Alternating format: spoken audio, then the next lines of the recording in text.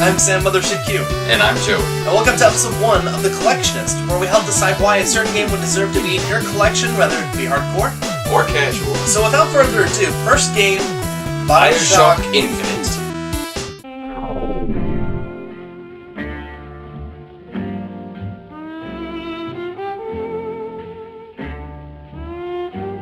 Bioshock Infinite. It's certainly a game that has really encapsulated people's minds in terms of Game of the Year of 2013. There are very few games released nowadays that can really release to universal critical acclaim. There is usually a small portion of projected audiences for a game that simply won't get what the developers were going for, so it's highly unlikely that there would be a game that would catch no flap.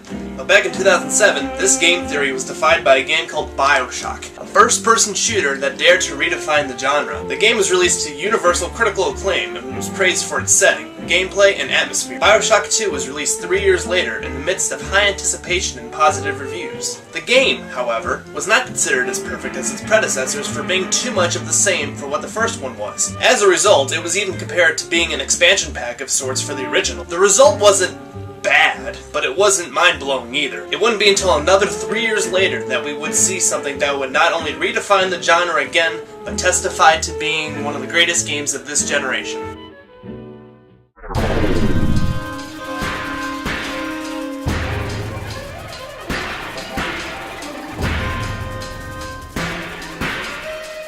Spoiler alert!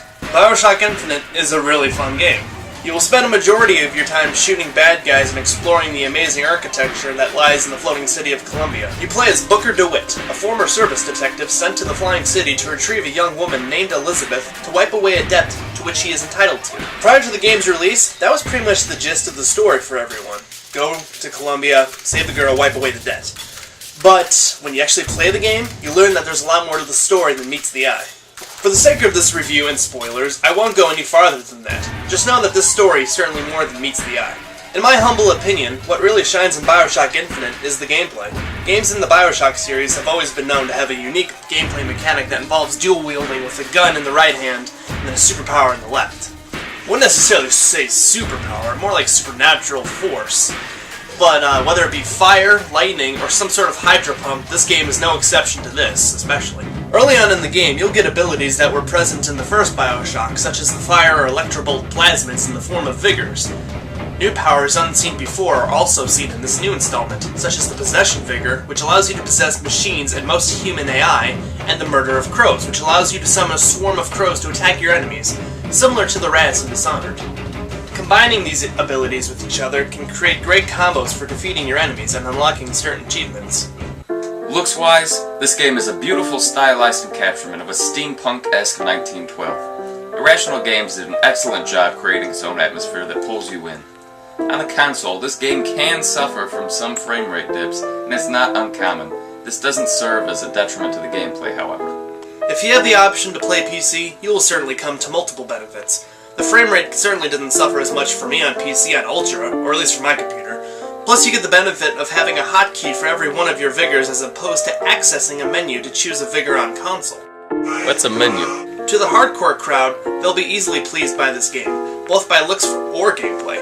After completing the game on normal or hard mode, you can attempt 1999 mode, if what you desire is a challenge. It sets enemy AI to the highest intelligence possible, and makes you choose what guns you wish to be more proficient with. On the console, this game is a fresh idea, which unfortunately is laced with the shooter aspect, which serves more as an annoyment at times rather than a fun experience. I found myself using the hint arrow the game offers most of the time, just because the world can be so confusing and large at times. All in all, Bioshock Infinite is a great game that may not be too great of an idea to someone with casual, very little time.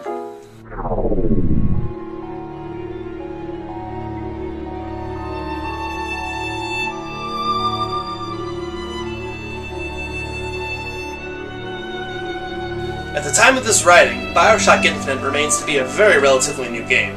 GameStop currently sells it at a price point of $40 and has already gone through 2 price drops since its initial price tag of $60. The game isn't considered rare by any means and will more than likely experience another price drop next year or two, so it can match the price of Bioshock 1 and 2 therefore, until the next Bioshock game actually does come out. To the hardcore or casual collectors that are interested in this game, The game gets a collector's priority rating of a 6 out of 10.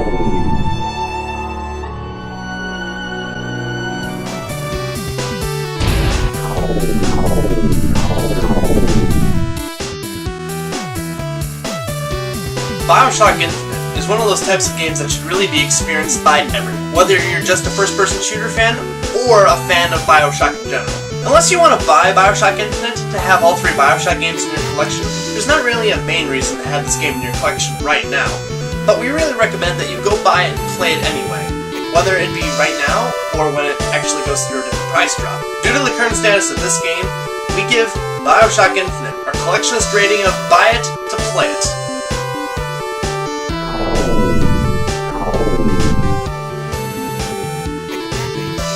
Thank you for joining us on our first episode of The Collectionist, a show that helps convince gamers to keep and collect their games rather than sell them. Make sure to check out Onet Gaming Company on Facebook, and make sure to check out our next episode on The Collectionist, and we thank you for joining us today. Remember, we're not here to review games. We're here to help you build your own personal gaming collection. Thank you.